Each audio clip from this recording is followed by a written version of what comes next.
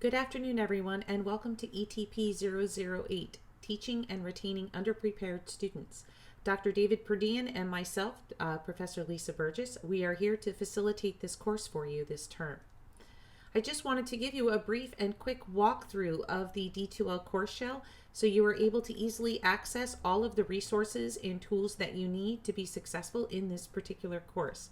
We're going to go ahead and get started by clicking on the Content tool in the blue toolbar at the top of our screen. Once we click on Content, we are going to go to the introduction of the course. Here you'll see there are several different web pages that have been prepared for you that you can just simply click on the web page. Will open up in a new page and you can visit the site. Anything that is underlined and written in blue is a link that you can click on. This link will take you to a definition here. And we have this, in this case, we have a discussion topic that we would like you to take part in. In this particular discussion, we're just simply asking you, what do you think is an underprepared student?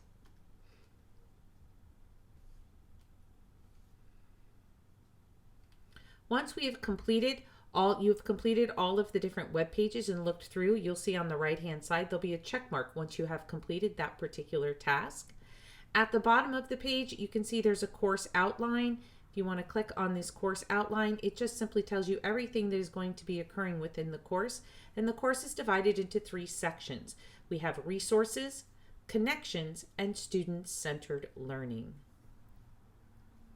I'm going to go ahead and click over here on the communication tool so that you can see here we have our discussions tool. There are several discussions that you will take part in the course. The first is here, what is an underprepared student? And the directions for this discussion are located just underneath the title. In the resources section, we have another discussion that everyone will take part in.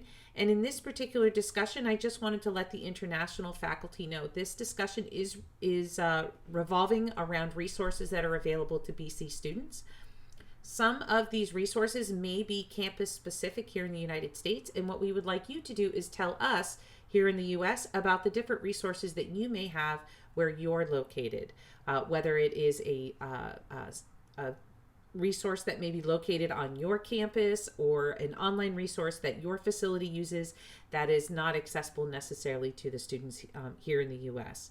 Please remember, as international faculty, your students are BC students, and any of our online resources your students will also have access to.